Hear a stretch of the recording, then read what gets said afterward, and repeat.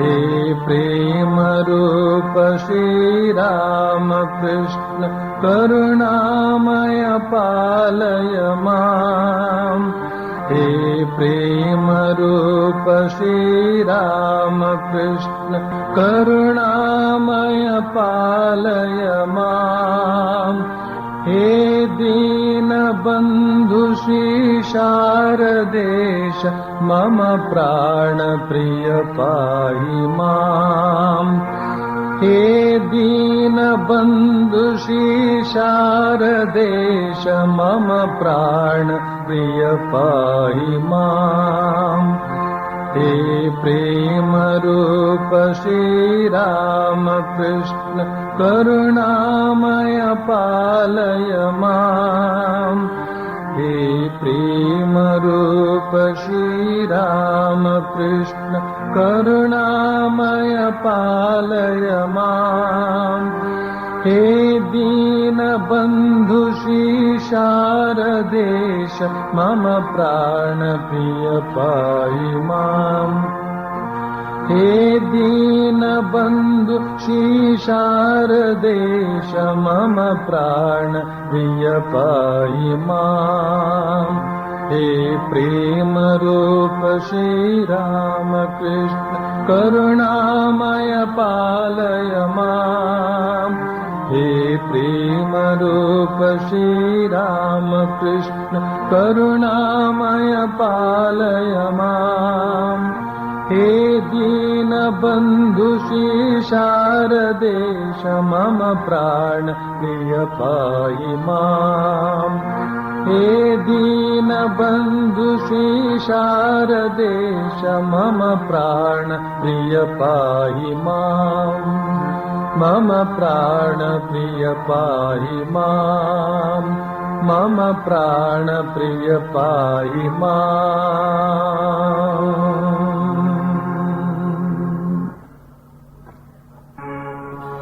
संजयागलु तव की पुदुमन दक्षिणेश्वर यात्रेगे परमहंसर तीर्थवाणीय पंच अमृतद पात्रेगे संजयागलो तव की पुदुमन दक्षिणेश्वर यात्रेगे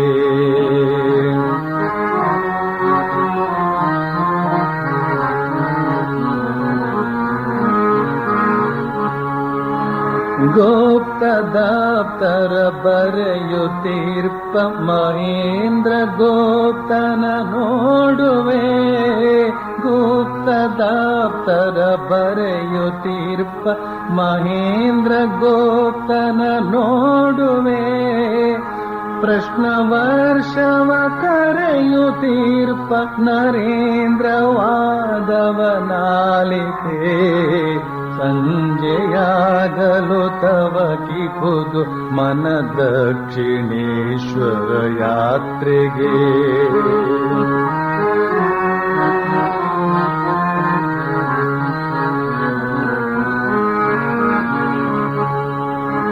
ಅತ್ತ ಕೇಶವ ಚಂದ್ರಸೇನನ ಭಕ್ತಿ ನಮನವ ಕಾಣುವೆ ಅತ್ತ ಕೇಶವ ಚಂದ್ರಸೇನನ ಭಕ್ತಿ ನಮನವ ಕಾಣುವೆ ಇತ್ತ ಮತ್ತ ಗಿರೀಶ ಘೋಷನ ಚಂದ್ರ ಚಿತ್ತದಿ ಕೈಯುವೆ ಸಂಜೆಯಾಗಲು ತವ ಕಿ ಖುದು ಮನ ದಕ್ಷಿಣೇಶ್ವರ ಯಾತ್ರೆಗೆ ಪರಮಹಂಸರ ತೀರ್ಥವಾಣಿಯ ಪಂಚ ಅಮೃತದ ಪಾತ್ರೆಗೆ ಸಂಜೆಯಾಗಲು ತವ ಕಿ ಖುದು ಮನ ದಕ್ಷಿಣೇಶ್ವರ ಯಾತ್ರೆಗೆ ಸಂಜೆಯಾಗಲು ತವ ಕಿ ಖುದು ಮನ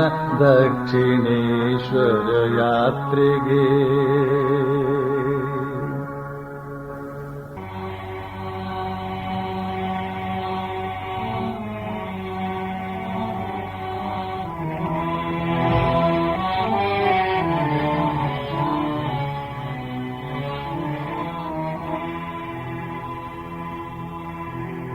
तव कथामृतम्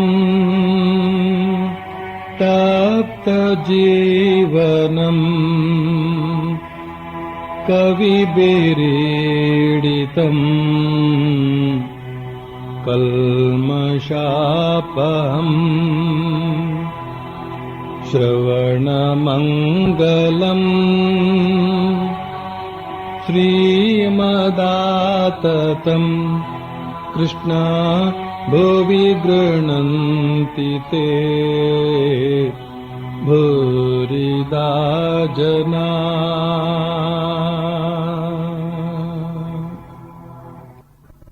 ಪರಮಹಂಸರು ಸುರೇಂದ್ರ ಅನ್ನುವ ಭಕ್ತರ ಮನೆಯಲ್ಲಿ ನಡೆಯುವ ಉತ್ಸವದಲ್ಲಿ ಭಾಗವಹಿಸ್ತಾ ಇದ್ದಾರೆ. ಸಂಕೀರ್ತನೆ ನಡೀತಾ ಇತ್ತು. ಈಗ ಅದು ಮುಗಿದಿದೆ. ಶ್ರೀರಾಮಕೃಷ್ಣರು ಭಕ್ತರೊಡನೆ ಸುಮ್ಮನೆ ಕುಳಿತುಕೊಂಡಿದ್ದಾರೆ. ನಿರಂಜನ ಅವರ 14 ಜನ ಸನ್ಯಾಸಿ ಶಿಷ್ಯರಲ್ಲಿ ಒಬ್ಬ ನಿರಂಜನ ಬಂದು ಪರಮಹಂಸರಿಗೆ ಸಾಷ್ಟಾಂಗ ಪ್ರಣಾಮ ಮಾಡಿದೊಡನೆಯೇ ಅವರು ಎದ್ದು ನಿಂತು ಹರ್ಷೋತ್ಕರ್ಷ ಮುಖ ಮತ್ತು ಕಣ್ಣುಗಳಿಂದ ಹೇಳಿದ್ದಾರೆ, ನೀನು ಬಂದುಬಿಟ್ಟೆ. ಬಳಿಕ ಪಕ್ಕದಲ್ಲಿ ಇರುವಂತ ಮಾಸ್ಟರ್ ಮಾಷನಿ ಕರೆದಿದ್ದಾರೆ, ನೋಡು, ಈ ಹುಡುಗ ಬಹಳ ಸರಳ. ಪೂರ್ವ ಜನ್ಮಗಳಲ್ಲಿ ಬಹಳವಾಗಿ ತಪಸ್ಸು ಮಾಡದಿದ್ದರೆ ಸರಳತೆ ಉಂಟಾಗದು. ಕಪಟತೆ, ಲೆಕ್ಕಾಚಾರದ ಬುದ್ಧಿ ಮೊದಲಾದವು ಇದ್ವು ಅಂದ್ರೆ ಭಗವಂತನ ಸಾಕ್ಷಾತ್ಕಾರವನ್ನ ಪಡೆದುಕೊಳ್ಳೋದಕ್ಕಾಗೋದಿಲ್ಲ ಅಂತ.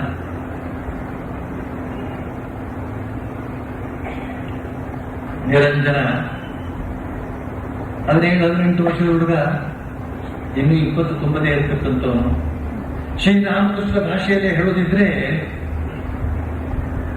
ಗಂಟಲು ಒತ್ತಿದ್ರೆ ಮೊನ್ನೆ ತಾನೇ ತಾಯಿಯ ಎದೆ ಹಾಲಿನ ಕೂತು ಬಂದಿರ್ತಾರೋ ಅದು ಹೊರಗೆ ಬರುತ್ತಂತೆ. ಅಷ್ಟು ಎಳೆ ವಯಸ್ಸು ಅಂತ ಹೇಳೋಕೆ ಶ್ರೀರಾಮಕೃಷ್ಣ ಭಾಷೆ.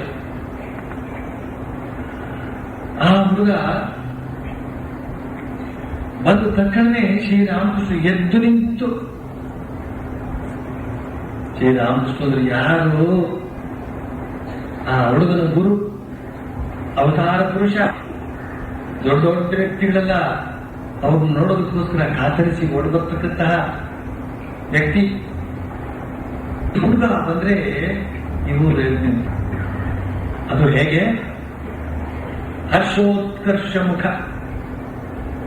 ಆ ಮುಖದಲ್ಲೂ ಕಣ್ಣುಗಳಲ್ಲೂ ಹರ್ಷದ ಉತ್ಕರ್ಷ ಹೊರಸೂಸ್ತಾ ಇರುತ್ತೆ. ಮಾಸ್ಟರ್ ಮಾಷೆ ಬರೀತಾನೆ, ಬಹಳ ಆನಂದವಿದೆ ಅಂತ ಬಂದ್ಯಾ, ಬಹಳ ಸಂತೋಷ ಅಂತ ಹೇಳಿದ್ದಲ್ಲದೆ ಆ ಹುಡುಗನ ಕುರಿತಾದಂತಹ ಒಂದು ಪರಿಚಯವನ್ನ, ಸೂಕ್ಷ್ಮ ಪರಿಚಯವನ್ನ ಮಾಸ್ಟರ್ ಮಾಷೆಯಲ್ಲಿ ಮಾಡ್ಕೊಳ್ತಾ ಇದ್ದಾರೆ. ನೋಡು, ಈ ಹುಡುಗ ಬಹಳ ಸರಳ. ಸರಳ ಅಂದ್ರೆ ಸಿಂಪಲ್ ಅಂತ.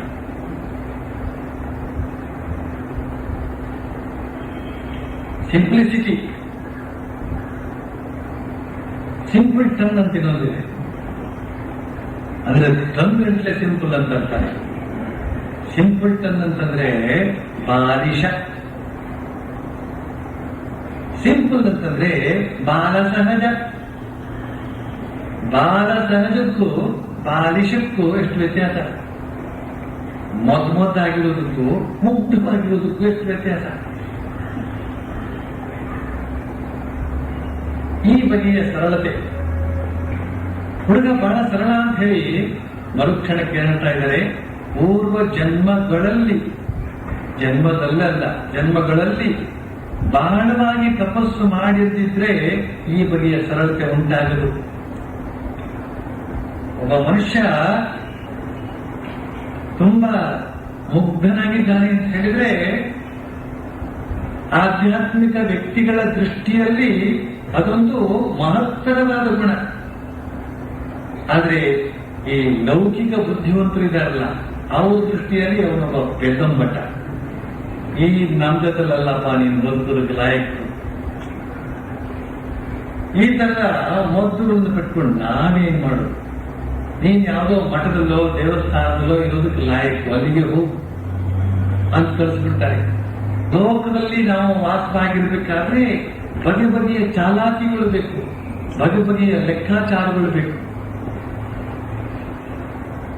ಯಾರ್ಯಾರು ಎಲ್ಲೆಲ್ಲಿ ಹೇಗೆ ಏನೇನ್ ಅಂತ ಅನ್ನೋದನ್ನೆಲ್ಲ ತಿಳಿದು, ಯಾರಿಗೆ ಯಾವಾಗ ಬತ್ತಿ ಕೊಡ್ಬೇಕು, ಎಲ್ಲಿ ಬತ್ತಿ ಇಡಬೇಕು, ಇವೆಲ್ಲ ಅಚ್ಚುಕಟ್ಟಾಗಿ ತಿಳಿದಿದ್ರೆ ಮಾತ್ರ ಈ ಪ್ರಪಂಚದಲ್ಲಿ ಜೋರಾಗಿರೋದಕ್ಕೆ ಸಾಧ್ಯ.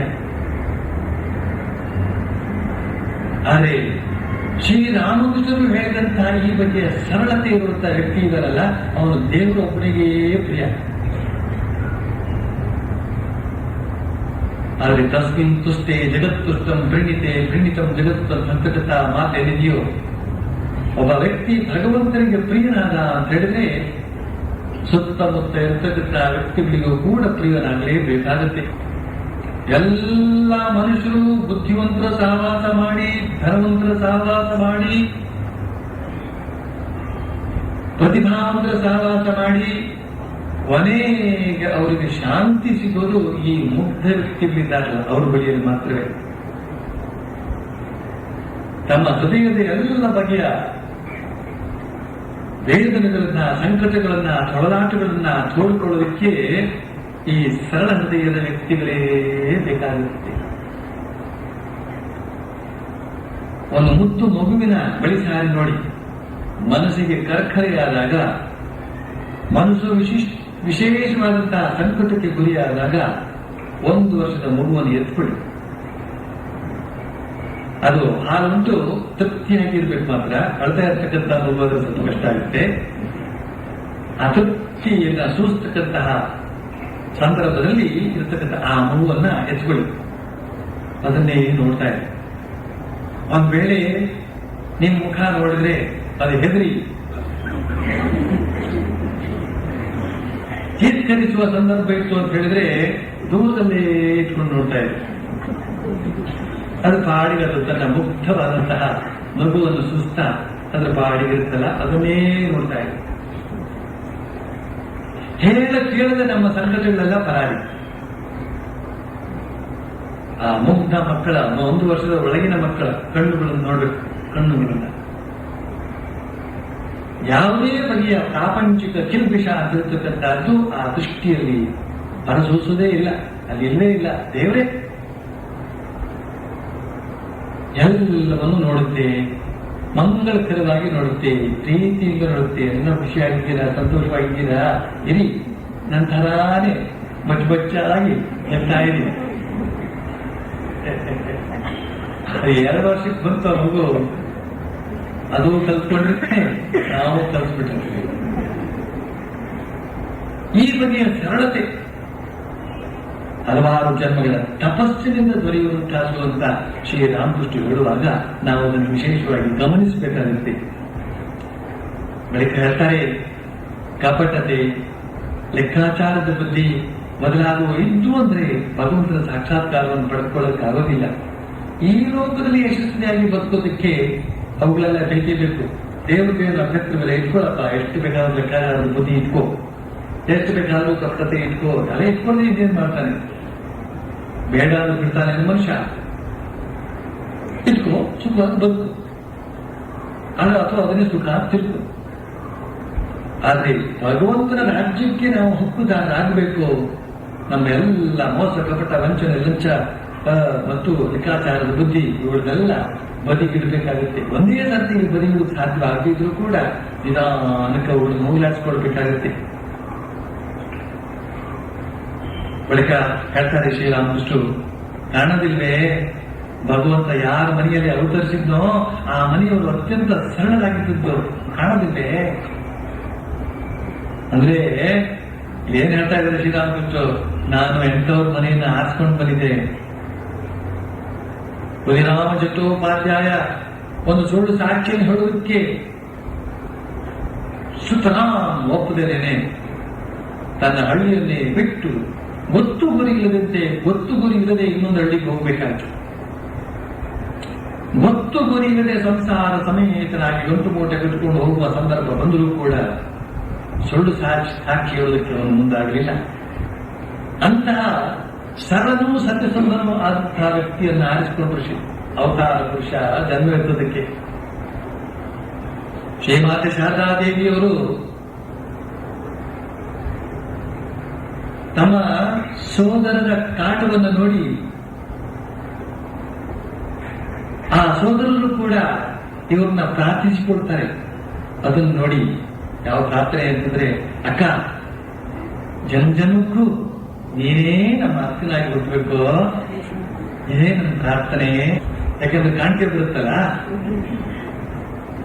ಸಂಪಾದನೆಯೇ ಇದೇನೆ ಮೈ ಮುರುಗನೇನೆ ಕಾಣಿಕೆ ಬರುತ್ತಲ್ಲ, ಅದೆಲ್ಲ ಎತ್ಕೊಳ್ಬಹುದು, ಸುಖವಾಗಿರ್ಬೋದು ಅಂತಕ್ಕಂಥ ದೃಷ್ಟಿಯಿಂದ ಹೇಳಿದ್ದದು. ಶ್ರೀಮಾತಿಯವರಿಗೆ ಅದು ಗೊತ್ತಾಗದೇ ಇರುತ್ತೆ. ಹೇಳ್ತಾರೆ, ಏನಪ್ಪ ನೀವು ಹೇಳ್ತಿರೋದು, ನಾನಿಲ್ಲಿಗೆ ಬಂದಿರೋದು ನಿಮ್ಮನ್ನ ಗಮನದಲ್ಲಿ ತಿಳ್ಕೊಂಡೇನೋ, ಸುಮ್ಮನೆ ನೀವು ನಮ್ಮ ಬೆನ್ನಿಗೆ ಬಿದ್ರಿ ಅಷ್ಟೇ.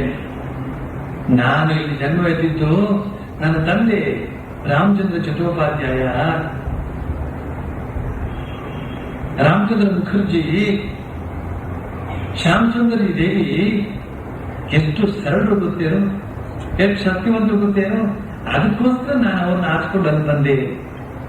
ಜಗನ್ಮಾತೆ ರಾಜರಾಜೇಶ್ವರಿಯವರು, ಅವಳು ಆರಿಸ್ಕೊಂಡಂತಹ ಮನೆ ಯಾವುದು? ಬೆಳಿಗ್ಗೆ ಇದ್ರೆ ಸಾಯಂಕಾಲಕ್ಕಿಲ್ಲ, ಸಾಯಂಕಾಲಕ್ಕಿದ್ರೆ ರಾತ್ರಿಗಿಲ್ಲ, ರಾತ್ರಿಗಿದ್ರೆ ಬೆಳಿಗ್ಗೆಗಿಲ್ಲ ಅಂತ ಹೇಳ್ತಕ್ಕಂತಹ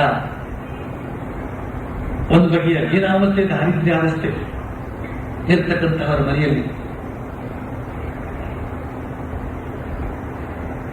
ಸರಳತೆ ಯಾರಲ್ಲಿ ಇದೆಯೋ ಅವ್ರನ್ನ ಈ ದೇಶದ ಜನ ಹಿಂದೆ ಹಾಕ್ಬಿಡ್ತಾರೆ, ಸಹಾಯ ಮಾಡಿಬಿಟ್ಟಿರ್ತಾರೆ, ನುಣ್ಣಗೆ ಮಾಡಿಬಿಟ್ಟಿರ್ತಾರೆ.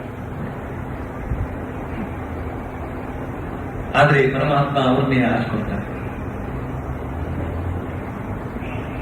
ಬಳಿಕ ಹೇಳ್ತಾರೆ ನಿರಂಜನನಿಗೆ, ನೋಡು ನಿನ್ನ ಮುಖದ ಮೇಲೆ ಕಪ್ಪು ಮುಸ್ಕಿಕೊಂಡಿರೋ ಹಾಗೆ ಕಾಣ್ತಾ ಇದೆ. ನೀನು ಆಫೀಸ್ನಲ್ಲಿ ಕೆಲಸ ಮಾಡ್ತಾ ಇದೆಯಲ್ಲ, ಅದಕ್ಕಾಗಿ ಅಲ್ಲಿ ಲೆಕ್ಕಪತ್ರ ಇಡಬೇಕಾಗುತ್ತೆ. ಅದು ಅಲ್ಲದೆ ಇನ್ನೂ ಅನೇಕ ವಿಧದ ಕೆಲಸ ಕಾರ್ಯಗಳನ್ನೆಲ್ಲ ಮಾಡಬೇಕಾಗುತ್ತೆ. ಈ ಎಲ್ಲ ಕಾರಣಗಳಿಂದ ಮನಸ್ಸು ಅಲ್ಲಿ ಯಾವಾಗಲೂ ಒಂದು ವಿಧವಾದ ಆಕಾಂಕ್ಷಾವಸ್ಥೆಯಲ್ಲಿರುತ್ತೆ. ಸಂಸಾರಿಗಳಾಗಿ ನೀನು ಕೂಡ ಚಾಕ್ರಿ ಮಾಡ್ತಾ ಇದ್ದೆ, ಚಾಕ್ರಿ. ಆದ್ರೆ ಒಂದು ಸ್ವಲ್ಪ ವ್ಯತ್ಯಾಸ ಇದೆ ನಿಮಗೂ ಆ ಇತರ ಸಂಸಾರಿಗಳಿಗೂ. ನೀನು ನಿನ್ನ ತಾಯಿಯ ಸಲುವಾಗಿ ಚಾಕ್ರಿ ಸ್ವೀಕಾರ ಮಾಡಿದೆಯೇ. ತಾಯಿ ಪೂಜಾರಳು, ಬ್ರಹ್ಮಮಯ್ಯ ಸ್ವರೂಪ. ಆದ್ರೆ ನೋಡು, ನೀನೇನಾದ್ರೂ ಹೆಂಡತಿ ಮಕ್ಕಳಿಗಾಗಿ ಚಾಕ್ರಿ ಮಾಡ್ತಾ ಇದ್ದದ್ದೇ ಆದ್ರೆ ನಾನು ನಿನ್ಗೆ ಹೇಳ್ಬಿಡ್ತಿದ್ದೆ, ಛೇ 10 ಸಲ ಛೇ, 100 ಸಲ ಛೇ.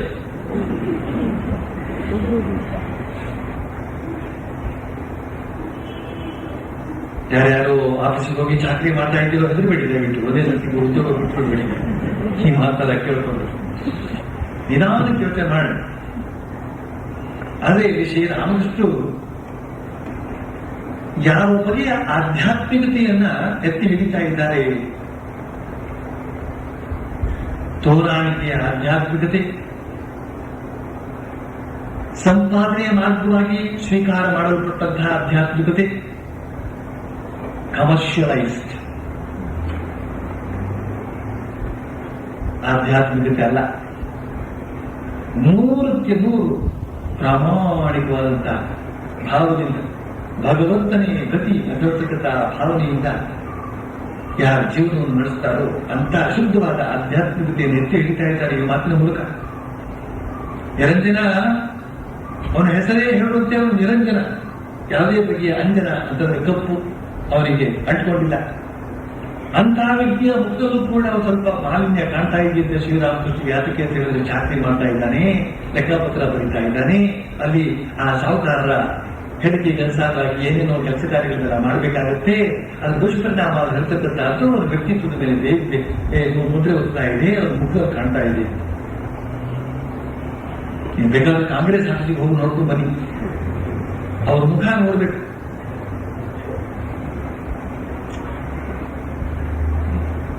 ಈ ರಾಜಕಾರಣಿಗಳು ಮುಖ್ಯವಾಗಿ ಕಾಂಗ್ರೆಸ್, ನಾನು ಯಾವ ಜನ್ಮದ ಪಾಪದ ಹಲವೋ ಏನೋ ಗೊತ್ತಿಲ್ಲ, ಒಂದ್ಸತಿ ಅಲ್ಲೆಲ್ಲ ಹೋಗ್ಬೇಕಾಗಿ ಬಂತು. ಅದು ಒಬ್ಬೊಬ್ಬನ್ನು ನೋಡಿದೆ ನಾನು. ಅದು ಏನೇನು ಪಾಪಗಳನ್ನೆಲ್ಲ ಮಾಡಿರ್ಬೋದು ಅದೆಲ್ಲ ಅವ್ರ ಮುಖದಲ್ಲಿ ಹೇಗೆ ಕಾಣ್ತಾ ಇತ್ತು ಅಂತಂದ್ರೆ ಒಂದೊಂದು ಮುಖದಲ್ಲೂ ಕೂಡ ಪ್ರೇತಗಳೇ. ಇದೆಲ್ಲ ಹೇಳಬಾರ್ದು, ಆದ್ರೆ ನಾನು ತಾನೇ ಏನ್ ಮಾಡಿದ, ಏನಾದ್ರೂ ಮಾಡಿದ್ದಾನೆ ಏನ್ ಸಿಕ್ಕಿತ್ತು ಅವರಿಗೆ. ಶ್ರೀರಾಮಕೃಷ್ಣರು ಯಾವ ಸರಳತೆಯನ್ನ ಅಪೇಕ್ಷೆ ಪಟ್ಟು ಆ ಸರಳತೆಯ ಫಲಿತಾಂಶವಾಗಿ ಮುಖದಲ್ಲಿ ದಿವ್ಯತೆಯ ಹೊರತಕ್ಕಂತಹದ್ದು ಮಿನುಗಬೇಕು, ಅದನ್ನು ಹೇಗೆ ಸೂಚಿಸ್ತಾ ಇದ್ದಾರೆ. ನಾವು ಆ ದಿವ್ಯತೆ ಮಿನಿದೆ ಇರತಕ್ಕಂತಹ ಆ ಜಾಗವನ್ನು ಕೂಡ ಸ್ವಲ್ಪ ನೋಡಿದ್ರೆ ವ್ಯತ್ಯಾಸ ಬೇಕಾಗುತ್ತೆ. ಒಬ್ಬ ಸತ್ಪುರುಷನಿಗೂ ಒಬ್ಬ ಖಳನಾಯಕನಿಗೂ ಎಷ್ಟು ವ್ಯತ್ಯಾಸ. ನಮ್ಮ ಆಧ್ಯಾತ್ಮಿಕತೆಯೆಲ್ಲ ನಮ್ಮ ಮುಖದಲ್ಲಿ ಕಂಡು ಬರುತ್ತೆ. ಒಬ್ಬ ಸಜ್ಜನನ ಮುಖಕ್ಕೂ ಒಬ್ಬ ದುರ್ಜನನ ಮುಖಕ್ಕೂ ಎಷ್ಟು ವ್ಯತ್ಯಾಸ ಇರುತ್ತೆ. Face is the index of the mind. ಇಲ್ಲಿ ಶ್ರೀರಾಮಕೃಷ್ಣ ಮಾತು ಹೇಳಿದ್ರು. ಬಳಿಕ ಹೇಳ್ತಾರೆ, ಮಣಿಮಲ್ಲಿಕ ಅವನಿಗೆ ನಿರಂಜನನ್ನ ತೋರಿಸಿ ಹೇಳ್ತಾರೆ, ನೋಡು ಈ ಹುಡುಗ ಬಹಳ ಸರಳ, ಆದ್ರೆ ಈಗ ಸ್ವಲ್ಪ ಕಾಲದಿಂದ ಒಂದಷ್ಟು ಸುಳ್ಳು ಹೇಳೋದನ್ನು ಕಲ್ತ್ಕೊಂಡ್ಬಿಟ್ಟಿದ್ದಾನೆ. ಇದೇ ಆತನಲ್ಲಿರ್ತಕ್ಕಂಥ ದೋಷ. ಅಂದು ಹೇಳ್ಬಿಟ್ಟು ಹೋದ ಬರ್ತೀನಿ ಅಂತ, ಅದು ಬರಲೇ ಇಲ್ಲ ಅಂತ ಮಣಿಮಲ್ಲಿಕನಿಗೆ ಹೇಳ್ಬಿಟ್ಟು ಈಗ ನಿರಂಜನಿಗೆ ಹೇಳ್ತಾ ಇದ್ದಾರೆ, ನೋಡಯ್ಯ ಇದಕ್ಕಾಗಿಯೇ ರಾಕಾಲ ನೀನನ್ನು ಕೇಳಿದ್ದು, ನೀನು ಎಳೆದೇರ ತೋರ್ತಕ್ಕಂತಹ ಸ್ಥಳಕ್ಕೆ ಬಂದು ಕೂಡ ನನ್ನನ್ನು ಯಾಕೆ ನೋಡೋದಕ್ಕೆ ಬರಲಿಲ್ಲ ಅಂತ. ಅದೇ ನಿರಂಜನ ಹೇಳ್ತಾನೆ, ಆ ಊರಿಗೆ ಕೇವಲ 2 ದಿನಕ್ಕೆ ಮಾತ್ರ ಬಂದದ್ದು, ಅದಕ್ಕೆ ಬರಲಿಲ್ಲ. ಶ್ರೀರಾಮಕೃಷ್ಣ ನಿರಂಜನಿಗೆ ಮಾಸ್ಟರ್ ತೋರಿಸಿ ಹೇಳ್ತಾರೆ, ನೋಡು ಈತ ಹೆಡ್ ಮಾಸ್ಟರ್, ನಿನ್ನನ್ನು ನೋಡಿ ಬರೋ ಹಾಗೆ ನಾನು ಇದನ್ನು ಕಳಿಸಿದ್ದೆ ನಿಮ್ಮ ಮನೆಗೆ ಅಂತ ಹೇಳ್ತಾ ಮಾಸ್ಟರ್ ಹೇಳ್ತಾರೆ, ಅಂದು ನೀನು ಬಾಬುರಾಮನನ್ನ ನನ್ನ ಹತ್ರಕ್ಕೆ ಕಳಿಸಿದ್ಯೇನೋ. ಇದೆಲ್ಲ ಅವರ ವಿಶ್ವಾಸದ ವ್ಯವಹಾರವನ್ನು ತೋರಿಸುವಂತಹ ಮಾತುಕತೆಗಳು. ಆ ನಿರಂಜನನ್ನು ನೋಡ್ಕೊಂಡು ಬರುವ ಹಾಗೆ ಮಾಸ್ಟರ್ ಮಾಷೆಯನ್ನು ಕಳಿಸಿದ್ರಂತೆ.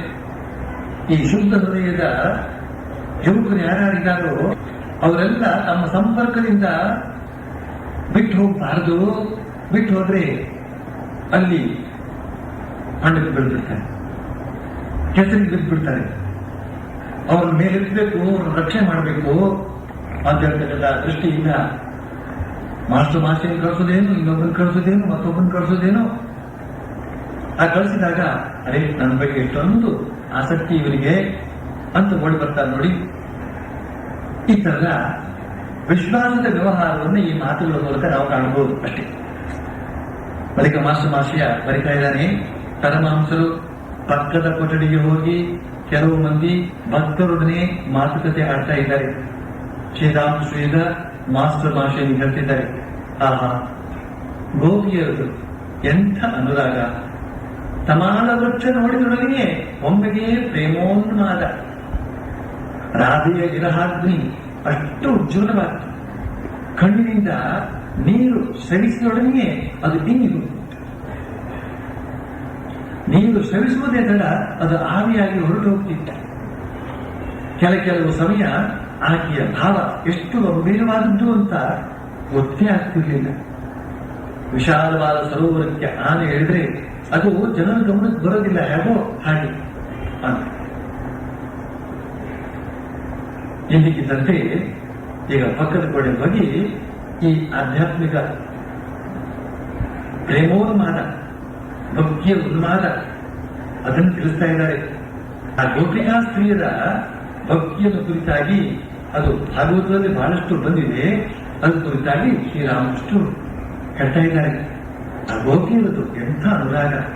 ತಮಾಲ ವೃಕ್ಷ ನೋಡಿದೊಡನೆ ಒಮ್ಮೆಗೆ ಪ್ರೇಮೋನ್ಮಾದ. ತಮಾಲ ವೃಕ್ಷ ಅಂತ ಹೇಳಿದ್ರೆ ಅದರ ಬಣ್ಣ ಸ್ವಲ್ಪ ಕಪ್ಪು ಅಥವಾ ನೀಲಿ ಮಿಶ್ರಿತ. ಶ್ರೀಕೃಷ್ಣನ ಬಣ್ಣವೂ ಕೂಡ ಅದೇ. ಆ ಮರವನ್ನು ನೋಡಿದ ತಕ್ಷಣ ಶ್ರೀಕೃಷ್ಣನ ನೆನಪಾಗಿ ಪ್ರೇಮೋನ್ಮಾದ. ರಾಧೆ ವಿರಹಾಗ್ನಿ. ರಾಧಾ ಶ್ರೀಕೃಷ್ಣನ ಅವಿಭಾಜ್ಯ ಅಂಗ. ಶ್ರೀಕೃಷ್ಣ ಪುರುಷ, ರಾಧಾ ಪ್ರಕೃತಿ. ಅಭೂತಪೂರ್ವವಾದಂತಹ ಒಂದು ವಿರಹ. ಭಕ್ತಿಯಲ್ಲಿ ಎರಡು ಬಹಳ ಮುಖ್ಯವಾದಂತಹ ಅಂಶ ಇದೆ. ಒಂದು ಮಿಲನ ಭಕ್ತಿ, ಇನ್ನೊಂದು ವಿರಹ ಭಕ್ತಿ ಅಂತ. ಹೆಚ್ಚಿನ ಭಕ್ತರು ಮಿಲನ ಭಕ್ತಿಯನ್ನ ಇಷ್ಟಪಡ್ತಾರೆ. ಭಗವಂತನೊಂದಿಗೆ ಮಿಲನಗೊಳ್ಳಬೇಕು ಅಂತ. ಭಗವಂತನೊಂದಿಗೆ ಮಿಲನಗೊಳ್ಳಬೇಕು ಅಂತ. ಆದ್ರೆ ಉನ್ನತ ಮಟ್ಟದ ಭಕ್ತರಿದ್ದಾರಲ್ಲ, ಅವರು ವಿರಹ ಭಕ್ತಿಯನ್ನು ಬಹಳ ಇಷ್ಟಪಡ್ತಾರೆ. ಒಮ್ಮೆ ಕಾಣಿಸಿರ್ಬೇಕು, ಆಮೇಲೆ ಮಂದ ಮಾಯವಾಗಬೇಕು. ಅಯ್ಯೋ ಎಲ್ಲಿ ಹೋದ ಅವನ ದರ್ಶನ ಯಾವಾಗ ಅಂತ ಚಡಪಡಿಸ್ತಾ ಇರಬೇಕು. ಆ ಚಡಪಡಿಕೆಯಲ್ಲಿ ಅತೀವವಾದಂತಹ ಆನಂದ ಇರುತ್ತೆ. ಅದು ವಿರಹ ಭಕ್ತಿಯದು. ಈ ರಾಧೆ ಆ ಬಗೆಯ ವಿರಹದ ಅಗ್ನಿಯಲ್ಲಿ ಬೇಯ್ತಾ ಇರ್ತಾರೆ. ಅದೇ ಆನಂದವನ್ನು ಅನುಭವಿಸ್ತಾ ಇರ್ತಾರೆ. ಕಣ್ಣಿನಿಂದ ನೀರು, ಪ್ರೇಮಾಶ್ರು. ಅವಳ ಆ ವಿರಹಾಗ್ನಿಯ ತೋರಿಸತಕ್ಕಂಥ ಎಷ್ಟು ತೀವ್ರವಾಗಿರ್ತಿತ್ತು ಅಂತ ಹೇಳಿದ್ರೆ, ಅವಳ ಕಣ್ಣಿನಿಂದ ಆ ಜಲ ಪ್ರೇಮಾಶ್ರು ಸ್ರವಿಸುವೊಡನೆ ಅದು ಹಿಂಗಿ ಹೋಗ್ತಾ ಇತ್ತಂತೆ. ಅಂತ ಕಾವು. ಕೆಲವು ಸಮಯ ಆಕೆಯ ಭಾವ ಎಷ್ಟು ಗಂಭೀರವಾದ್ದು ಅಂತ ಅನ್ನೋದು ಯಾರಿಗೂ ಗೊತ್ತಾಗ್ತಿರ್ಲಿಲ್ಲ ಅಂತೆ. ವಿಶಾಲವಾದ ಸರೋವರಕ್ಕೆ ಆನೆ ಹೇಳಿದ್ರೆ ಹೇಗೆ ಅದು ಜನರ ಗಮನಕ್ಕೆ ಬರೋದಿಲ್ವೋ ಹಾಗೆ. ಎಂತ ಉದಾಹರಣೆ ನೋಡಿ. ಅದು ದೊಡ್ಡ ಸರೋವರ, ಆನೆ ಒಂದು ಒಳಗಡೆ ಇದೆ, ಆದ್ರೆ ಹೊರಗಡೆ ಗೊತ್ತೇ ಆಗುವುದಿಲ್ಲ. ಯಾಕೆ? ಸರೋವರ ಅದರ ಎಲ್ಲ ಅಲ್ಲೋಲ ಕಲ್ಲೋಲವನ್ನ ಸಹಿಸಿಕೊಂಡಿರುತ್ತೆ. ಆದ್ರೆ ಅದೇ ಆನೆ ಅಂತ ಹೇಳ್ತಕ್ಕಂಥದ್ದು ಒಂದು ಚಿಕ್ಕ ಕೆರೆ ಕುಂಟೆ ಒಳಗೆ ಪ್ರವೇಶ ಮಾಡ್ತು ಅಂತ ಹೇಳಿದ್ರೆ ಒಳಗಡೆ ಇರ್ತಕ್ಕಂಥ ನೀರೆಲ್ಲ ಹೊರಗಡೆ ಬಂದಿದೆ. ಹಾಗೆಯೇ ಸಾಮಾನ್ಯದ ಹೃದಯಗಳಿಗೆ ಪರಮಾತ್ಮ ಭಾವ ಒಳಗಡೆ ಹೋಯ್ತು ಅಂತ ಹೇಳಿದ್ರೆ ಕಣ್ಣಿನ ಮೂಲಕ ಒಳಗಡೆ ಇರತಕ್ಕಂತಹ ಭಾವ ಎಲ್ಲ ಹೊರಗಡೆ ಬಂದ್ಬಿಟ್ಟಿರುತ್ತೆ. ಆದ್ರೆ ಯಾರ ಆಧ್ಯಾತ್ಮಿಕ ಭಾವ ಅಂತ ಹೇಳ್ತಕ್ಕಂಥದ್ದು ತೀವ್ರವಾಗಿರುತ್ತೋ ಅದರೊಳಗೆ ಆ ಪರಮಾತ್ಮ ಭಾವ ಅಂತ ಹೇಳ್ತಕ್ಕಂಥದ್ದು ಆನೆ ಪ್ರವೇಶವಾಗಿದ್ರು ಕೂಡ ಅವರು ಸುಮ್ಮನೆ ಇರ್ತಾರೆ. ನೋಡುವವರಿಗೆ ಬುದ್ಧಿ ಆಗುವುದಿಲ್ಲ. ಇವರಿಗೆ ಯಾವ ಭಾವದಲ್ಲಿದ್ದಾರೆ, ಇವರ ಅವಸ್ಥೆ ಏನು ಎಂಥದ್ದು ಬುದ್ಧಿ ಆಗುವುದಿಲ್ಲ. ಕಾರಣ ಆ ಭಾವ ಅದು ಸಾಗರವಾಗಿ ಬಿಟ್ಟಿರುತ್ತೆ. ಅದರಿಂದ ಪರಮಾತ್ಮ ಒಳಗಡೆ ಪ್ರವೇಶ ಮಾಡಿದ್ರು ಕೂಡ ಬುದ್ಧಿ ಆಗೋದಿಲ್ಲ. ಅದನ್ನು ಹೇಳ್ತಾ ಇದ್ದಾರೆ ಶ್ರೀರಾಮಕೃಷ್ಣ. ಆಗ ಮಾತೃಮಾಶಯ ಹೇಳ್ತಾನೆ, ಹೌದು ನಿಜ, ಗೌರಾಂಗನಿಗೂ ಹೀಗೆ ಆಗಿತ್ತು. ಅರಣ್ಯವನ್ನು ನೋಡಿ ಅದನ್ನು ಬೃಂದಾವನ ಅಂತ ಹೊಡ್ತಾ ಇದ್ದ. ಸಮುದ್ರವನ್ನು ನೋಡಿ ಅದು ಯಮುನೇ ಅಂತ ಆತ ತಪ್ಪು ಭಾವಿಸಿಬಿಟ್ಟಿದ್ದ. ಆಗ ಶ್ರೀರಾಮಕೃಷ್ಣ ಹೇಳ್ತಾರೆ, ಆ ಪ್ರೇಮದ ಒಂದು ಬಿಂದು ಯಾರಿಗಾದ್ರೂ ಉಂಟಾಗೋದಾದ್ರೆ ಅದು ಎಂಥ ಅನುರಾಗ, ಎಂಥ ಅನುರಾಗ ನೋಡಿ. ರಾಧೆಗೆ ಕಣ್ಣೀರು ಆರಿ ಹೋದ್ರೆ ಒಂದು ಗಂಟಲು ನೀರು ಆರೋಗ್ಯ ಏನು ಕೂತ್ಕೊಳ್ಬೇಕಾಗ್ತದೆ. ಆದ್ರೆ ಇದು ವಿರಹಾಗ್ನಿಯಿಂದ ಒಣಗಿ ಹೋದಲ್ಲ, ಮಾತಾಡಿ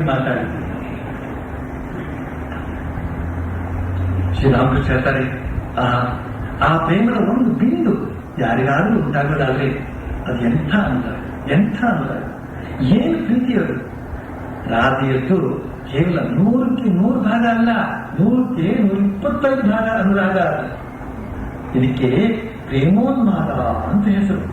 ಮುಖ್ಯವಾಗಿ ಮಾಡಬೇಕಾದೇನು ಅಂತಂದ್ರೆ ಭಗವಂತನನ್ನು ಪ್ರೀತಿಸಬೇಕು, ಆತನ ಸಾಕ್ಷಾತ್ಕಾರಕ್ಕಾಗಿ ವ್ಯಾಕುಲ ಪಡಬೇಕು. ನೀನು ಯಾವ ಮಾರ್ಗವನ್ನಾದರೂ ಅನುಸರಿಸಿ, ಸಾಕಾರದಲ್ಲಾದರೂ ಶ್ರದ್ಧೆ ಇಡು, ನಿರಾಕಾರದಲ್ಲಾದರೂ ಶ್ರದ್ಧೆ ಇಡು. ಭಗವಂತ ಮನುಷ್ಯ ರೂಪದಲ್ಲಿ ಅವತರಿಸ್ತಾನೆ ಅನ್ನೋದ್ರಲ್ಲಿ ನಿನಗೆ ಶ್ರದ್ಧೆ ಇರಲಿ ಬಿಡ್ಲಿ. ಆತನಲ್ಲಿ ಅನುರಾಗ ಇದ್ರೆ ಸಾಕು, ಅದೇ ಬೇಕಾದಷ್ಟಾಗುತ್ತೆ. ಆಗ ಆತ ತನ್ನ ನಿಜ ರೂಪ ಏನು ಅಂತ ಅನ್ನೋದನ್ನ ತಾನಾಗಿಯೇ ತೋರಿಸ್ಕೊಟ್ಬಿಡ್ತಾನೆ. ಹುಚ್ಚನಾಗಬೇಕಾಗಿದ್ರೆ ಪ್ರಾಪಂಚಿಕ ವಸ್ತುಗಳಿಗಾಗಿ ಯಾಕೆ ಹುಚ್ಚನಾಗಬೇಕು? ಹುಚ್ಚನಾಗಬೇಕಾಗಿದ್ರೆ ಭಗವಂತನಿಗಾಗಿ ಹುಚ್ಚನಾಗು. ಪರಮಹಂಸರು ಈಗ ಹಜಾರಕ್ಕೆ ಹಿಂತಿರುಗಿ ಬಂದಿದ್ದಾರೆ. ಅವರ ಆಸನದ ಹತ್ತಿರ ಒಂದು ಒರಗು ದಿಂಬನ್ನ ಹಾಕಲಾಯಿತು. ಅವರು ಕುಳಿತುಕೊಳ್ಳುವಾಗ ಓಂ ತತ್ಸತ್ ಓಂ ತತ್ಸತ್ ಅಂತ ಮಂತ್ರವನ್ನು ಉಚ್ಚರಿಸಿ ಆ ದಿಂಬಿಗೆ ಹೊರಗಿಕೊಂಡ್ರು. ಅನೇಕ ಮಂದಿ ಪ್ರಾಪಂಚಿಕರು ಬಹುಶಃ ಆ ದಿಂಬನ್ನ ಉಪಯೋಗಿಸಿರ್ಬೇಕು ಅಂತ ಕಾಣುತ್ತೆ. ಅದಕ್ಕೆ ಅದನ್ನ ಆ ರೀತಿಯಾಗಿ ಶುದ್ಧ ಮಾಡಿದ್ರು ಅಂತ ಕಾಣುತ್ತೆ. ಓಂ ತತ್ಸತ್ ಅಂತ ಹೇಳ್ತಾ ಅದನ್ನ ಶುದ್ಧ ಮಾಡಿಕೊಂಡ್ರು ಅಂತ ಕಾಣುತ್ತೆ ಅಂತ ಮಾಷೆ ಬರೀತಾನೆ. ಬಳಿಕ ಬರೀತಾನೆ ಭವನಾಥ, ಮಾಷೆಯ ಮೊದಲಾದವರು ಅವರ ಹತ್ತಿರ ಈಗ ಕುಳಿತಿದ್ದಾರೆ. ಆಗ್ಲೇ ಬಹಳ ಹೊತ್ತಾಗಿಬಿಟ್ಟಿದೆ. ಊಟಕ್ಕೆ ಎಲೆಯನ್ನು ಹಾಕುವ ಸೂಚನೆಯೇ ಕಂಡು ಹೋಗ್ತಾ ಇಲ್ಲ. ಶ್ರೀರಾಮಕೃಷ್ಣರು ಮಕ್ಕಳ ಹಾಗೆ ಇನ್ನು ತಡೆಯಲಾರದೆ ಕೇಳ್ತಾ ಇದ್ದಾರೆ, ಏನ್ ಸಮಾಚಾರ? ಇನ್ನು ಊಟದ ಪ್ರಸ್ತಾಪವೂ ಇಲ್ವಲ್ಲ, ನರೇಂದ್ರ ಇಲ್ಲಿ. ಆಗ ಒಬ್ಬ ಭಕ್ತ ನಗ್ತಾ ಹೇಳ್ತಾನೆ, ಮಹಾಶಯರೇ, ರಾಮ್ಬಾಬು ಮ್ಯಾನೇಜರು, ಆತ ಎಲ್ಲವನ್ನೂ ನೋಡ್ಕೊಳ್ತಾ ಇದ್ದಾನೆ. ಶ್ರೀರಾಮಕೃಷ್ಣ ಸುರೇಂದ್ರ ನೆನಪು ಮಾಡ್ಕೊಳ್ತಾ ಇದ್ದಾರೆ. ಸುರೇಂದ್ರ ಎಲ್ಲಿ ಅಂತ ಕೇಳಿದ್ದೆ. ಬರೀ ಹೇಳ್ತಾರೆ, ಆಹಾ, ಈಗ ಆತನಿಗೆ ಎಂಥ ಒಳ್ಳೆ ಸ್ವಭಾವ ಬಂದ್ಬಿಟ್ಟಿದೆ. ಆತ ಹುಚ್ಚು ಮರೆಯದೆ ಆಗಿಬಿಡ್ತಕ್ಕಂಥವನು. ಇದ್ದದ್ದನ್ನ ಇದ್ದ ಹಾಗೆ ಹೇಳೋದಕ್ಕೆ ಸ್ವಲ್ಪವೂ ಹೇಳತಕ್ಕಂಥವನಲ್ಲ. ಮತ್ತೆ ನೋಡಿ, ಆತನದು ಮುಕ್ತ ಹಸ್ತ.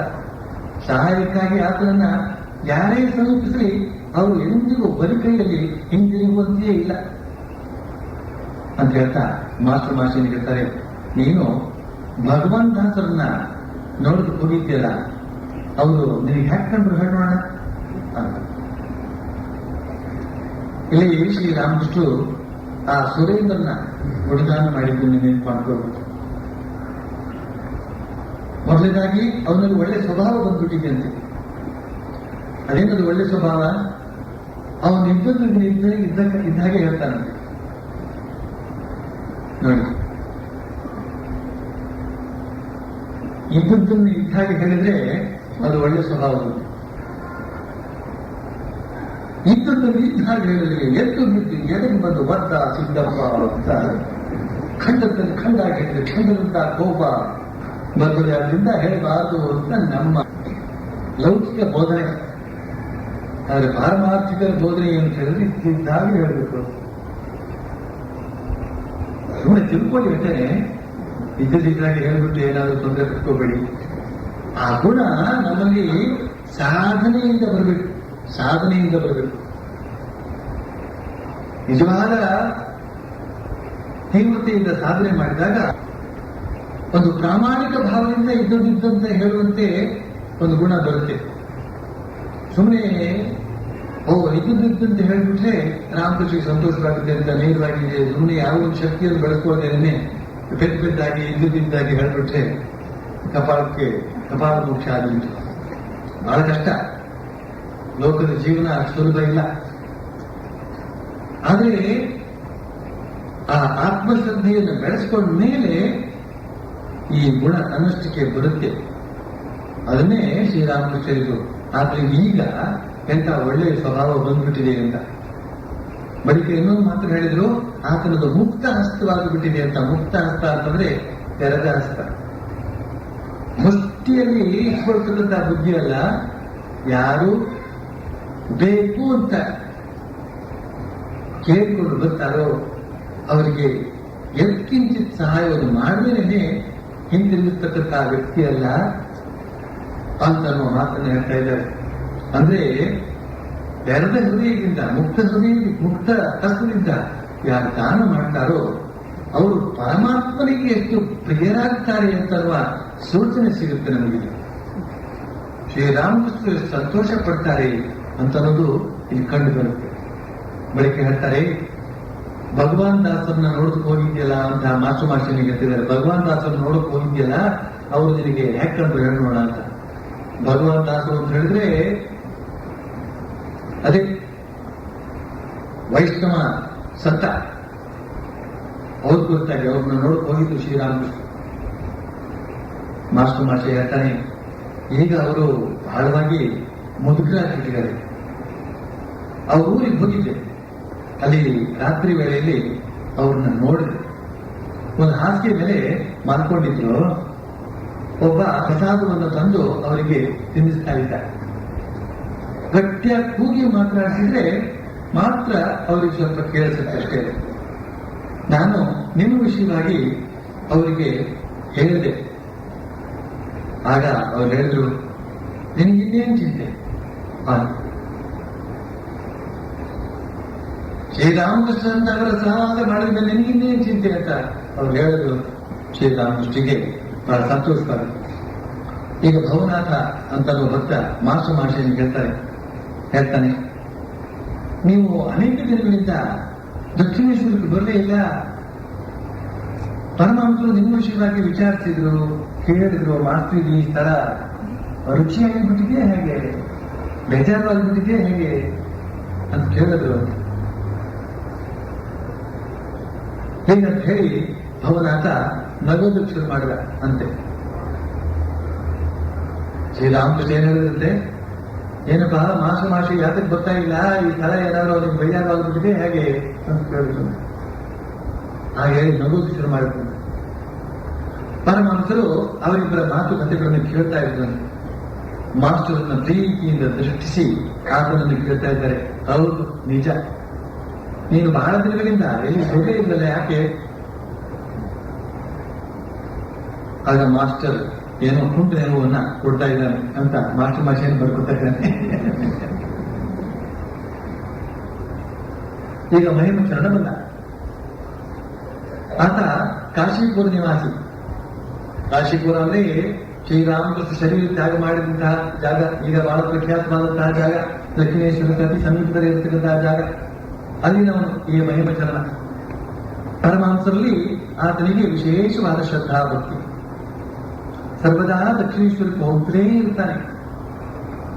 ಬ್ರಾಹ್ಮಣ, ಪಿತ್ರಾರ್ಜಿತ ಆಸ್ತಿ ಇದೆ, ಸ್ವತಂತ್ರ ಜೀವನ ನಡೆಸ್ತಿದ್ದಾನೆ, ಯಾರ ಕೈ ಕೆಳಗೂ ಕೆಲಸ ಮಾಡ್ತಿಲ್ಲ, ಸ್ವಲ್ಪ ಪಾಂಡಿತ್ಯವೂ ಇದೆ, ಇಂಗ್ಲಿಷ್ ಮತ್ತು ಸಂಸ್ಕೃತ ಗ್ರಂಥಗಳನ್ನ ಅನೇಕ ಓದಿದ್ದಾನೆ, ಯಾವಾಗಲೂ ವೇದಾಂತ ವಿಚಾರ ಮತ್ತು ಭಗವತ್ ಚಿಂತನೆ ಮಾಡ್ತಿರ್ತಾನೆ ಅಂತ ವಿವರ ಕೊಡ್ತಾ ಇದ್ದಾನೆ ಮಾಸ್ಟರ್ ಮಾಷಯ.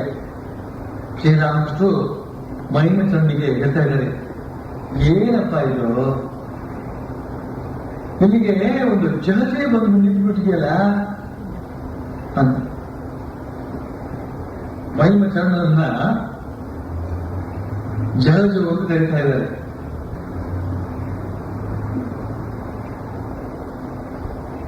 ಇವತ್ತು ತಾನೇ ನನಗೆ ಅನಿಸ್ತಾ ಇತ್ತು,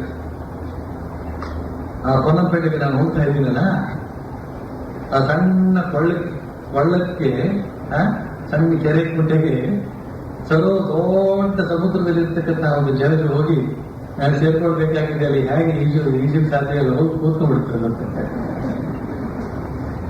ಅಲ್ಲಿ ಹೋಗ್ಬೇಕು ಈ ಜಲಜು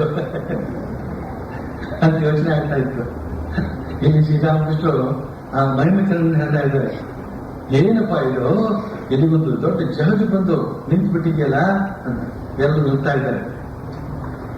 ಬಳಿಕ ಹೇಳ್ತಾರೆ ಶ್ರೀರಾಮಕೃಷ್ಣರು, ಇಂತಹ ಸ್ಥಳಗಳಿಗೆ ಚಿಕ್ಕ ಪುಟ್ಟ ದೋಣಿ ಮಾತ್ರ ಬರಬಲ್ಲವು.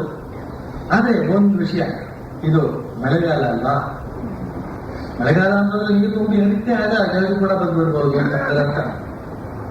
ದಕ್ಷಿಣೇಶ್ವರದಲ್ಲಿ ಮಳೆಗಾಲ ಅಂತ ಹೇಳಿದ್ರೆ ಏನಂತ, ಶ್ರೀರಾಮಕೃಷ್ಣರ ಭಾವೋನ್ಮಾದ ಅಂತ ಹೇಳ್ತಕ್ಕಂತಹ ಜಲ ತಾನೇ ತಾನಾಗಿದೆ ಎಲ್ಲೆಲ್ಲೂ. ಆದ್ರಿಂದ ಮಹಿಮಚರಣಂತಹ ದೊಡ್ಡ ದೊಡ್ಡ ಸಾಧಕರು ಕೂಡ ಬರಬಹುದು ಅಂತ ಅರ್ಥ. ಪರಮಹಂಸರು ಈಗ ಮಹಿಮಚರಣರೊಡನೆ ಮಾತುಕತೆ ಆಗ್ತಿದ್ದಾರೆ. ಆತನನ್ನು ಕೇಳ್ತಾ ಇದ್ದಾರೆ, ಒಳ್ಳೆಯದು, ಜನರಿಗೆ ಅನ್ನದಾನ ಮಾಡಿದ್ರೆ ಒಂದು ರೀತಿಯಲ್ಲಿ ಭಗವಂತನ ಸೇವೆಯನ್ನೇ ಮಾಡಿದಂತಾಗುತ್ತೆ ಅಲ್ವೇ. ಎಲ್ಲ ಜೀವಿಗಳಲ್ಲಿಯೂ ಆತ ಅಗ್ನಿ ರೂಪದಿಂದ ಇದ್ದಾನೆ. ಜನರಿಗೆ ಅನ್ನ ಹಾಕುವುದು ಅಂದ್ರೆ ಅಂತರ್ಯಾಮಿಯಾಗಿರುವ ಆತನಿಗೆ ಅರ್ಪಿಸಿದ ಹಾಗೆ. ಆದ್ರೆ ಹಾಗೆ ಅಂತ ದುಷ್ಟರಿಗೆ ಮಾತ್ರ ಅನ್ನದಾನ ಮಾಡಕೂಡುದು. ಅಂದ್ರೆ ಈ ವ್ಯಭಿಚಾರ ಮಾಡ್ತಾರಲ್ಲ ಮತ್ತು ಮಹಾಪಾತಕಗಳನ್ನು ಮಾಡ್ತಾರಲ್ಲ ಅಂಥವರಿಗೆ, ಅವರು ಎಂದು ಕುಳಿತುಕೊಂಡಿರ್ತಾರೋ ಆ ಜಾಗ 7 ಮೊಳ ಆಳದವರೆಗೆ ಅಪವಿತ್ರವಾಗಿ ಬಿಡುತ್ತೆ. ಒಮ್ಮೆ ಹೃದಯರಾಮ ತನ್ನ ಊರಿನಲ್ಲಿ ಕೆಲವರಿಗೆ ಅನ್ನ ಹಾಕಿದ.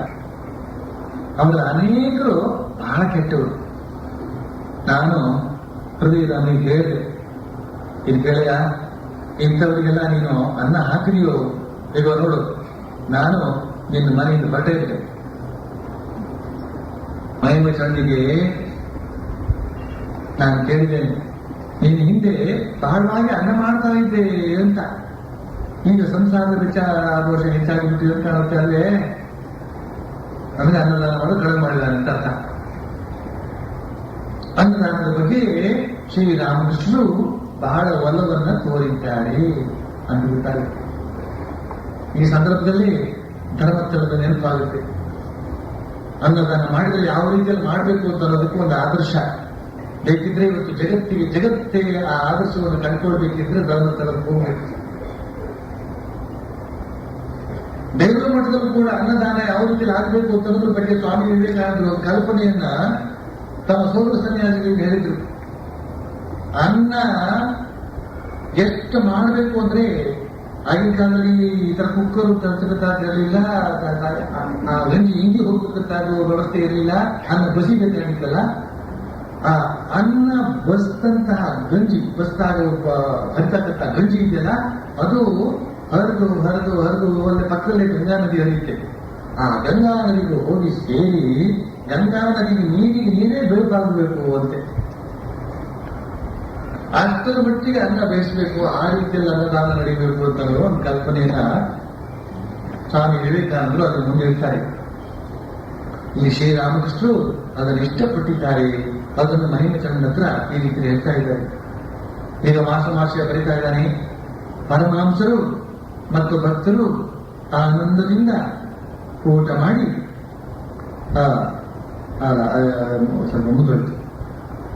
ಸಂಸಾರದ ವೆಚ್ಚ ಹೆಚ್ಚಾಗಿಬಿಟ್ಟಿದೆಯೇ ಅಂತ ಕಾಣುತ್ತೆ, ಹೆಚ್ಚಾಗಿಬಿಟ್ಟಿದೆ ಅಂತ ಕಾಣುತ್ತೆ. ಅದಕ್ಕೆ ಮಹಾವಚನ ಈಗ ಅನ್ನದಾನ ಮಾಡ್ತಕ್ಕಂಥದ್ದು ಕಡಿಮೆ ಮಾಡಿಬಿಟ್ಟಿದ್ದಾನೆ ಅಂತ ಹೇಳಿದಲ್ಲ ಶ್ರೀರಾಮಕೃಷ್ಣರು. ಅಂದ್ರೆ ಆ ಖರ್ಚು ವೆಚ್ಚ ಹೆಚ್ಚಾದ್ರೆ ಅದಕ್ಕೆ ತಕ್ಕಂತೆ ಸಂಪಾದನೆಯನ್ನು ಮಾಡಿಕೊಳ್ಬೇಕು, ಹಣವನ್ನು ಬರಮಾಡಿಕೊಳ್ಬೇಕು, ಅನ್ನದಾನವನ್ನ ನಿಲ್ಲಿಸಬಾರದು, ಹಾಗೆಯೇ ಮುಂದಿಸ್ಕೊಂಡು ಹೋಗ್ಬೇಕು. ಅದು ಅಲ್ಲಿನ ಮುಖ್ಯಸ್ಥ ಅಂತವನು ಯಾವನಿದ್ದಾನೋ ಅವನ ಉಸ್ತುವಾರಿ, ಅವನ ಸಾಮರ್ಥ್ಯ ಅದನ್ನ ಅವಲಂಬಿಸಿಕೊಂಡಿರುತ್ತೆ. ಅವನಿಗೆ ಸ್ವಾರ್ಥ ಇತ್ತು ಅಂತ ಹೇಳಿದ್ರೆ ಮೆಲ್ಲನೆ ಆ ಅನ್ನದಾನದಂತಹ ಪವಿತ್ರ ಕಾರ್ಯ ತನ್ನ ತೀವ್ರತೆಯನ್ನು ಕಳೆದುಕೊಳ್ಳುತ್ತೆ. ಮಾಸ ಬರೀತಾನೆ. ಈಗ ಎಲೆ ಹಾಕ್ತಾ ಇದ್ದಾರೆ. ದಕ್ಷಿಣ ವರಾಂಡದಲ್ಲಿ ಪರಮಹಂಸರು ಮಹಿಮಚಂದ್ರನಿಗೆ ಹೇಳ್ತಾ ಇದ್ದಾರೆ, ನೀನು ಒಳಕ್ಕೆ ಹೋಗಿ ನೋಡು, ಅವರು ಏನ್ ಮಾಡ್ತಿದ್ದಾರೆ ಅಂತ.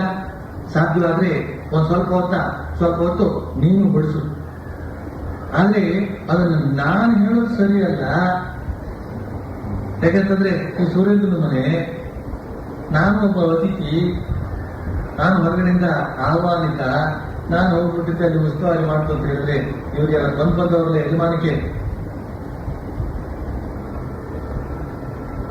ತೋರಿಸ್ತಾರೆ ಅಂತ ಆಗ್ಬಿಡುತ್ತೆ. ಅದಕ್ಕೆ ಹೇಳ್ತಾ ಇದ್ದಾರೆ. ಆದ್ರೆ ನಾನು ಅದನ್ನು ಹೇಳೋದೆಲ್ಲ ಸರಿಯಲ್ಲ, ಅದು ಹೋಗಿ ಮಾಡಿ. ಅಂದ್ರೆ ಅಲ್ಲಿ ಅವ್ಯವಸ್ಥೆ ಇನ್ನು ಸ್ವಲ್ಪ ಇತ್ತು ಅಂತ ಕಾಣುತ್ತೆ. ಯಾರು ಬಡಿಸ್ಬೇಕು, ಯಾರೆಲ್ಲ ಹಾಕಬೇಕು ಅಂತ ಅನ್ನೋದ್ರ ಬಗ್ಗೆ ಸರಿಯಾದ ಸುಸಂಘಟನೆ ಬಹಳ ಕಷ್ಟ. ಎಷ್ಟೋ ಕಡೆಗಳಲ್ಲೆಲ್ಲ ಜನ ಕಾದು ತಮ್ಮ ಎಲೆಯನ್ನು ತಾವೇ ಹುಡ್ಕೊಂಡು ಹೋಗಿ ಅಡುಗೆ ಮನೆಗೆ ಹೋಗಿ ಬಡಿಸ್ಕೊಂಡು ಊಟ ಮಾಡಿಕೊಂಡು ಹೋಗ್ತಕ್ಕಂಥ ಪರಿಸ್ಥಿತಿ. ಅದಕ್ಕೋಸ್ಕರ ಈಗ ಬಗೆ ಹುಡ್ಕೊಂಡಿದೆ. ಚೆನ್ನಾಗಿದೆ, ಹೋದ ಬೇಗ ಬಡಿಸ್ಕೊಂಡ, ಎಲ್ಲೋ ಒಂದು ಕಡೆ ಇಂಟ ಎಲೆ ಜೋರಾದ್ರೆ ಎಸ್ತ ಕೈಗಾಲದಲ್ಲಿ ಬಿಟ್ಟ ಹೋಗಿದ್ದ. ಆದ್ರೆ ನಿಂತ್ಕೊಂಡು ತಿನ್ನೋದು ಅಷ್ಟೆಲ್ಲ ಚೆನ್ನಾಗಿರಲ್ಲ.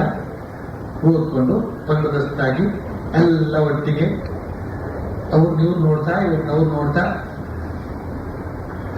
ಇವರು ಸವಿಯತಕ್ಕಂತಹ ಬಗೆಯನ್ನ ನೋಡಿ ಅವರು ಆನಂದಿಸ್ತಾ ಅವರ ಹಲ್ಲಿಗೆ ಮೆಣಸಿನಕಾಯಿ ಸಿಕ್ಕಿ ಅವರು ಕಣ್ಣು ಒರೆಸ್ಕೊಳ್ತಕ್ಕಂಥದ್ದನ್ನ ನೋಡಿ ಇವರು ಸಂತೋಷ ಪಡ್ತಾ ಹೀಗೆ ಊಟ ಮಾಡ್ತಾ ಇತ್ತು ಅಂತಂದ್ರೆ ಒಂಥರ ಮಜಾ ಇರುತ್ತೆ. ಅದಕ್ಕೋಸ್ಕರ ಶ್ರೀರಾಮಕೃಷ್ಣ ಹೇಳ್ತಾ ಇದ್ದಾರೆ, ಸ್ವಲ್ಪ ಹೋಗುವ ವ್ಯವಸ್ಥೆ ಮಾಡ್ಕೊಂಡು ಕಾಣುತ್ತೆ ಅಂತ ಮಹಿಮಚಂದ್ರನ ಕಳ್ಕೊಡ್ತಾ ಇದ್ದಾರೆ. ಬಳಿಕ ಮಾಸ ಬರೀತಾರೆ, ಪರಮಹಂಸರು ಮತ್ತು ಭಕ್ತರು ಆನಂದದಿಂದ ಊಟ ಮಾಡಿ ಈಗ ವಿಶ್ರಮಿಸಿಕೊಳ್ಳುತ್ತಾ ಇದ್ದಾರೆ. ಅಪರಾಹ್ನ 2 ಗಂಟೆ ಆದ ನಂತರ ಬ್ರಾಹ್ಮ ಸಮಾಜಕ್ಕೆ ಸೇರಿದಂತಹ ಪ್ರತಾಪಚಂದ್ರ ಮುಜುಮದಾರನ ಕೊಠಡಿಯನ್ನು ಪ್ರವೇಶಿಸಿ ಪ್ರತಾಪಚಂದ್ರ ಮುಜುಮದಾರ ಅಂತ ನೋನು ಶ್ರೀರಾಮಕೃಷ್ಣರು ಮಲಗಿರುವಂತಹ ಕೊಠಡಿಯನ್ನು ಪ್ರವೇಶಿಸಿ ಅವರಿಗೆ ಅಭಿವಾದನ ಮಾಡ್ತಿದ್ದಾನೆ. ಪರಮಹಂಸರು ತಲೆಯನ್ನು ತಗ್ಗಿಸಿ ನಮಸ್ಕಾರ ಮಾಡ್ತಿದ್ದಾರೆ. ಈಗ ಅವರಿಬ್ಬರು ಮಾತುಕತೆ ಆಡ್ತಿದ್ದಾರೆ. ಅವತಾರ ಪುರುಷ ನಮಸ್ಕಾರ ಮಾಡಿದವರಿಗೆ ಇನ್ನೂ ಅಧಿಕವಾಗಿ ಬುದ್ಧಿ ನಮಸ್ಕಾರ ಮಾಡತಕ್ಕಂತಹ ಒಂದು ನವವಿಧಾನವನ್ನು ಇಲ್ಲಿ ನಾವು ಕಾಣ್ತಾ ಇದ್ದೇವೆ. ಆ ಪ್ರತಾಪಚಂದ್ರ ಮಜುಮ್ದಾರ ಹೇಳ್ತಾ ಇದ್ದಾನೆ, ಮಹಾಶಯರೇ, ಆರೋಗ್ಯ ಲಾಭಕ್ಕಾಗಿ ನಾನು ಡಾರ್ಜಿಲಿಂಗ್ ಹೋಗಿದ್ದೆ ಅಂತ. ಅದು ಹೆಲ್ತ್ ರೆಸಾರ್ಟ್, ಆರೋಗ್ಯಧಾಮ ಡಾರ್ಜಿಲಿಂಗ್ ಅಂತ ಹೇಳ್ತಕ್ಕಂಥದ್ದು. ಅಲ್ಲಿ ಹೋಗಿದ್ದಂತೆ ಈಗ. ಆಗ ಶ್ರೀರಾಮಕೃಷ್ಣ ಹೇಳ್ತಾರೆ, ಆದ್ರೆ ನಿನ್ನ ಶರೀರವೇನು ಉತ್ತಮಗೊಂಡ ಹಾಗೆ ತೋರ್ತಾ ಇದೀವಲ್ಲ, ಏನಾಗಿದೆ? ಪ್ರತಾಪಚಂದ್ರ ಹೇಳ್ತಾನೆ, ಕೇಶವನಿಗೆ ಬಂದಿದ್ದು ರೋಗವೇ ನನಗೂ ಬಂದ್ಬಿಟ್ಟಿದೆ. ಕೇಶವ ಸೇನ ಅಂತಂದ್ರೆ ಬ್ರಾಹ್ಮ ಸಮಾಜದ ಮುಖ್ಯಸ್ಥ. ಈಗ ಮಾಸ ಬರ್ತಾ ಇದ್ದಾನೆ. ಈಗ ಕೇಶವ ಸೇನನ ಸಂಬಂಧವಾಗಿ ಮಾತುಕತೆ ಆರಂಭವಾಯಿತು. ಪ್ರತಾಪ ಹೇಳ್ತಾ ಇದ್ದಾನೆ, ಕೇಶವನಲ್ಲಿ ವೈರಾಗ್ಯವನ್ನ ಬಾಲ್ಯಕಾಲದಿಂದಲೂ ನೋಡಬಹುದಾಗಿತ್ತು. ಆತ ಆಟ ಪಾಠ ವಿನೋದಗಳಲ್ಲಿ ತೊಡಗ್ತಾ ಇದ್ದದ್ದು ಎಲ್ಲೋ ಅಪರೂಪಕ್ಕೊಮ್ಮೆ. ಹಿಂದೂ ಕಾಲೇಜಿನಲ್ಲಿ ಓದ್ತಾ ಇದ್ದ. ಅಲ್ಲಿ ಆತನಿಗೂ ಸತ್ಯೇಂದ್ರ ಎಂಬವನಿಗೂ ಸ್ನೇಹ ಬೆಳೆಯಿತು. ಸತ್ಯೇಂದ್ರನ ಮೂಲಕ ಆತನ ತಂದೆ ದೇವೇಂದ್ರನಾಥ ಠಾಕೂರ್ನ ಪರಿಚಯ ಕೇಶವನಿಗಾಯಿತು. ಕೇಶವನಿಗೆ ಎರಡೂ ಇತ್ತು, ಯೋಗವೂ ಇತ್ತು, ಭೋಗವೂ ಇತ್ತು. ಒಂದೊಂದು ಸಮಯ ಆತನ ಭಕ್ತಿ ಅಂತಹ ಉಚ್ಚ ಸ್ಥಿತಿಯನ್ನು ಮುಟ್ಬಿಡ್ತಾ ಇತ್ತು. ಎಷ್ಟು ಅಂತಂದ್ರೆ ಆತ ಬಾಹ್ಯ ಜ್ಞಾನ ಶೂನ್ಯನಾಗಿ ಬಿಡುತ್ತಿದ್ದ. ಗೃಹಸ್ಥರ ಹೃದಯಕ್ಕೆ ಧರ್ಮವನ್ನು ನೀಡುವುದೇ ಆತನ ಜೀವನದ ಚರಮೋದ್ದೇಶವಾಗಿತ್ತು ಅಂತ. ಹೀಗೆ ಆ ಕೇಶವಚಂದ್ರ ಸೇನನ ಸಂಬಂಧವಾಗಿ ಈ ಪ್ರತಾಪಚಂದ್ರ ಮಜುಮ್ದಾರ ಶ್ರೀರಾಮಕೃಷ್ಣಗೆ ಬಣ್ಣಿಸ್ತಾ ಇದ್ದಾನೆ. ಈಗ ಒಬ್ಬ ಮಹಾರಾಷ್ಟ್ರ ಮಹಿಳೆಯ ಸಂಬಂಧವಾಗಿ ಮಾತುಕತೆ ಆರಂಭವಾಯಿತು. ಪ್ರತಾಪ ಹೇಳ್ತಾ ಇದ್ದಾನೆ, ನಮ್ಮ ದೇಶದ ಮಹಿಳೆಯರಲ್ಲೂ ಕೆಲವರು ವಿಲಾಯತಿಗೆ ಹೋಗಿ ಬಂದಿದ್ದಾರೆ. ಒಬ್ಬ ಮಹಾರಾಷ್ಟ್ರ ಮಹಿಳೆ ಬಹಳ ಒಳ್ಳೆ ಪಂಡಿತೆ ವಿಲಾಯತಿಗೆ ಹೋಗಿ ಬಂದಿದ್ದಾರೆ. ಆದ್ರೆ ಈಗ ಆಕೆ ಕ್ರೈಸ್ತಲಾಗಿಬಿಟ್ಟಿದ್ದಾರೆ. ಮಹಾಶಯರೇ, ಆಕೆ ಹೆಸರು ಕೇಳಿದ್ದೀರೇನೋ? ಆಗ ಶ್ರೀರಾಮಕೃಷ್ಣ ಹೇಳಿದ್ರು, ಇಲ್ಲ, ಆದ್ರೆ ನೀನು ಹೇಳಿದ್ದನ್ನು ಕೇಳಿ ನನಗೆ ಅನಿಸುತ್ತೆ ಆಕೆಗೆ ಲೋಕಮಾನ್ಯನಾಗಬೇಕು ಅಂತ ಇಚ್ಛೆ ಇರಬೇಕು ಅಂತ. ಈ ರೀತಿಯ ಅಹಂಕಾರ ಒಳ್ಳೆಯದಲ್ಲ. ನಾನು ಮಾಡ್ತಿದ್ದೇನೆ ಅನ್ನೋ ಭಾವನೆ ಅಜ್ಞಾನದಿಂದ ಹುಟ್ಟಿದ್ದು. ಆದ್ರೆ ಹೇ ಭಗವಂತ, ಎಲ್ಲವನ್ನೂ ಮಾಡ್ತಿರುವುದು ನೀನೇ ಅಂತನ್ನುವ ಭಾವನೆ ಜ್ಞಾನದಿಂದ ಉಂಟಾಗುತ್ತೆ. ಭಗವಂತನೊಬ್ಬನೇ ಕರ್ತ, ಉಳಿದವರೆಲ್ಲರೂ ಅಕರ್ತರು.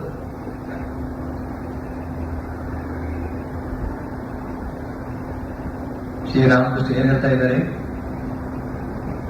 ಆಕೆ ಕೈತಲಾಗ್ಬಿಟ್ಲಂತಲ್ಲ, ಹಿಂದೂ ಆಗಿದ್ದವಳು. ಅವಳ ಹೆಸರು ರಮಾಬಾಯಿ ಅಂತ, ಬಂಗಾಳಿ. ಆ ಬುದ್ಧಿವಂತೆ ಸಾಧಕಿ ಮನೆಗಾಗಿದ್ದು ಅವಳು ಕ್ರೈಸ್ತಳು. ಯಾಕಂದ್ರೆ ಸ್ವಧರ್ಮೇ ನಿಧರಂ ಶ್ರೇಯ ಇಲ್ವೇ, ಅವರವರ ಧರ್ಮದಲ್ಲಿ ಅವರವರು ಇರಬೇಕಾದ್ರೆ ಶ್ರೇಯಸ್ಕರವಲ್ವೇ? ಯಾತಕ್ಕಾಗಿ ಇನ್ನೊಂದು ಧರ್ಮವನ್ನು ಅನುಸರಿಸಬೇಕಾಗಿತ್ತು? ಸಾಮಾನ್ಯವಾಗಿ ಹೊಟ್ಟೆಗಾಗಿತ್ತು. ಏನೋ ಒಂದಿಷ್ಟು ಹೆಚ್ಚು ಸಿಕ್ಕುತ್ತೆ ಅಂತ ಆ ಧರ್ಮವನ್ನ ಅವಲಂಬಿಸ್ತಾರೆ. ಈಕೆಗೆ ಅಂತ ದಾರಿದ್ರ್ಯ ಇರಲಿಲ್ಲ. ಆದ್ರೂ ಕೂಡ ಯಾತಕ್ಕೆ ಶ್ರೀರಾಮಕೃಷ್ಣ ಪತ್ನಿ ಇಟ್ಟಿದ್ದಾರೆ, ಅವಳಿಗೆ ಲೋಕ ಮಾನ್ಯರಾಗಬೇಕು ಅನ್ನುವ ಇಚ್ಛೆ ಪ್ರಬಲವಾಗಿತ್ತು ಅಂತ ಕಾಣುತ್ತೇನೆ. ಹಿಂದೂ ಧರ್ಮದಲ್ಲೇ ಇದ್ದಿದ್ರೆ ಪ್ರಚಾರ ಮಾಡಿ ತನ್ನ ಆತ್ಮ ಪ್ರಚಾರ ಮಾಡ್ಕೊಳ್ಳೋದಕ್ಕೆ ಹೆಚ್ಚು ಅವಕಾಶ ಇರ್ತಿರ್ಲಿಲ್ಲ. ಆದ್ರೆ ಈ ಕ್ರೈಸ್ತ ಧರ್ಮಕ್ಕೆ ಸೇರಿದ್ರೆ ಅವರು ತುಂಬಾ ಪ್ರೋತ್ಸಾಹ ಕೊಡ್ತಾರೆ. ದೊಡ್ಡ ಸಂಸ್ಥೆ ಅಲ್ಲ ಅದು, ಕ್ರೈಸ್ತ ಧರ್ಮ ಅಂತ ಹೇಳ್ತಕ್ಕಂಥದ್ದು. ಚರ್ಚುಗಳು, ಪೋಪರು, ಆ ಪೋಪ್ನಲ್ಲೇ ಎಲ್ಲ ಹೋಗು ಇವರಿಗೆ. ಅವರು ಒಂದು ಮಾತು ಹೇಳ್ಬಿಟ್ರೆ ಸಾಕು, ಬಲೆ ಬಿದ್ದ ಬಲೆಗೆ. ಆ ತರದ ಒಂದು ಪ್ರಲೋಭನೆಗೆ ಒಳಗಾಗಿ ಈಕೆ ಆ ಧರ್ಮಕ್ಕೆ ಸೇರಿತ್ತು ಅಂತ ಚೂರ ಯೋಚನೆ ಮಾಡಿಬಿಟ್ಟಿದ್ದಾರೆ ಶ್ರೀರಾಮಕೃಷ್ಣ. ಲೋಕಮಾನ್ಯತೆ, ಲೋಕದ ಜನ ನನ್ನ ಹೆಸರನ್ನು ಹೇಳಬೇಕು ಅಂತ. ಯಾರ ಹೆಸರು ಎಲ್ಲಿರುತ್ತೆ? ಯಾರ ಹೆಸರು ಎಲ್ಲಿರುತ್ತೆ?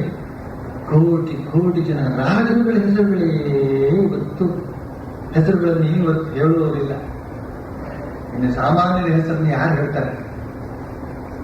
ಆದ್ರಿಂದ ಶ್ರೀರಾಮಕೃಷ್ಣರು ಆ ಹೆಸರು ಇರ್ತಕ್ಕಂಥಲ್ಲ ಥೂಚಿ ಅಂತ ಉಗಿದು ಬಿಟ್ಟವರು. ಬಳಿಕ ಹೇಳ್ತಾ ಇದ್ದಾರೆ, ನಾನು ಮಾಡ್ತಾ ಇದ್ದೇನೆ ಅಂತ ಹೇಳ್ತಕ್ಕಂಥ ಭಾವನೆ ಒಳ್ಳೆದಲ್ಲ, ಅದು ಅಜ್ಞಾನದಿಂದ ಉಂಟಾದ್ದು. ಹೇ ಭಗವಂತ, ನೀನೊಬ್ಬನೇ ಕರ್ತ, ಉಳಿದವರೆಲ್ಲ ಅಕರ್ತರು ಅನ್ನೋ ಈ ಭಾವನೆಯಿಂದ ಕೆಲಸ ಮಾಡ್ತು ಅಂತ ಹೇಳಿದ್ರೆ ಅದೇ ಸರಿಯಾದ್ದು. ನಾವು ಮಾಡಿದಂತಹ ಕರ್ಮದ ಕುರಿತಾಗಿ ನಾವೇ ಗಳಹಿಸಿಕೊಳ್ಳತಕ್ಕಂತಹದ್ದು ಲೋಕದಲ್ಲಿ ಬಹಳ ಪ್ರಖ್ಯಾತವಾದ್ದು. ರವೀಂದ್ರನಾಥ್ ಠಾಗೂರರು ಅದನ್ನು ಬಹಳ ಚಂದ ಮಾಡಿ ವ್ಯಕ್ತಪಡಿಸುತ್ತಾ ಈ ರೀತಿಯಲ್ಲಿ ಪ್ರಾರ್ಥನೆ ಮಾಡಿಕೊಳ್ತಾರೆ ದೇವರನ್ನ. ನನ್ನ ನಾನೇ ಮೆರೆಯದಂತೆ ನಾನು ಗೈವ ಧರ್ಮವೇ, ನನ್ನ ನಾನೇ ಮೆರೆಯದಂತೆ ನಾನು ಗೈವ ಧರ್ಮವೇ, ನಿನ್ನ ಇಚ್ಛೆ ಪೂರ್ಣವಾಗಲೆನ್ನ ಜೀವ ಧರ್ಮದಿ, ತಳೆಯಲೆನ್ನ ಪ್ರಾಣ ನಿನ್ನ ಚರಮ ಶಾಂತಿಯ, ತಳೆಯಲೆನ್ನ ಜ್ಞಾನ ನಿನ್ನ ಚರಮ ಶಾಂತಿಯ, ಬೆಳಗಲೆನ್ನ ಪ್ರಾಣ ನಿನ್ನ ಪರಮ ಕಾಂತಿಯ, ಬೆಳಗಲೆನ್ನ ಪ್ರಾಣ ನಿನ್ನ ಪರಮ ಕಾಂತಿಯ,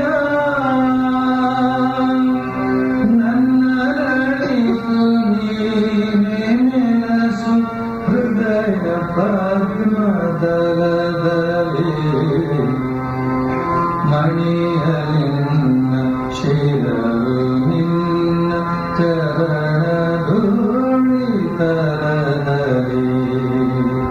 ಮಣಿಯಲಿನ್ನ ಶಿರವು ನಿನ್ನ ಚರಣಧೂಳಿತರದಲ್ಲಿ, ನನ್ನ ಅಂಗಾರವೆಲ್ಲ ಮುಳುಗಲ ಸೃಜಲದಲ್ಲಿ, ಮಣಿಯಲಿನ್ನ ಶಿರವು ನಿನ್ನ ಚರಣಧೂಳಿತರದಲ್ಲಿ.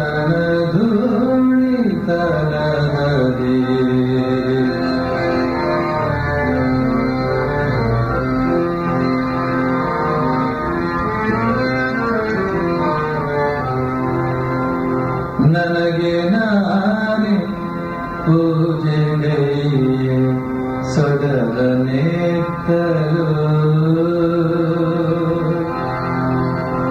ನನಗೆ ನಾನೇ ಪೂಜೆಗೆ ಸೊಡಲನೆತ್ತಲು ಬೆಳಕು ಬರುವ ಬದಲು ಅಯ್ಯೋ ಬರಿಯ ಕತ್ತಲು ನನಗೆ ನಾನೇ ಪೂಜೆಗೆ ಸೊಡಲನೆತ್ತಲು ಬೆಳಕು ಬರುವ ಬದಲು ಅಯ್ಯೋ ಬರಿಯ ಕತ್ತಲು ಅಹಂಕಾರ ಗಂಧಕಾರ ಮುತ್ತುತ್ತಿದೆ ಸುತ್ತಲು ಅಹಂಕಾರ ಗಂಧಕಾರ ಮುತ್ತುತ್ತಿದೆ ಸುತ್ತಲು ಮುತ್ತುತ್ತಿದೆ ಸುತ್ತಲು ಮಣಿಯನೆನ್ನ ಶಿರಳು ನಿನ್ನ ಚರಣ ಧೂಳಿ ತಲದಲ್ಲಿ ಮಣಿಯನೆನ್ನ ಶಿರಳು ನಿನ್ನ ಚರಣ ಧೂಳಿ ತಲದಲ್ಲಿ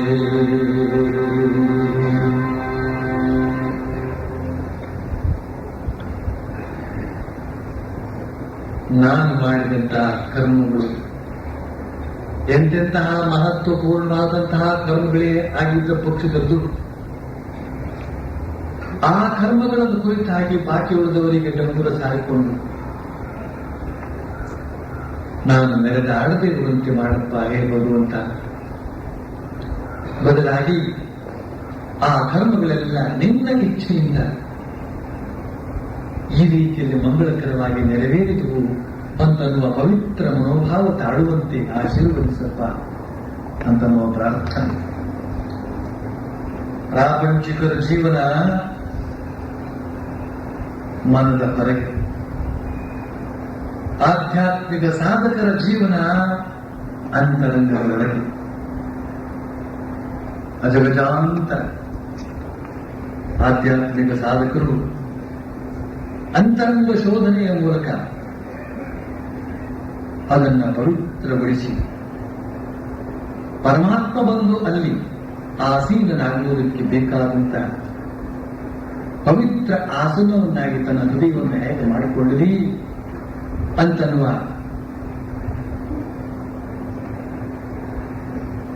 ಪವಿತ್ರ ಆಕಾಂಕ್ಷೆಯಲ್ಲಿ ಇರ್ತಾನೆ.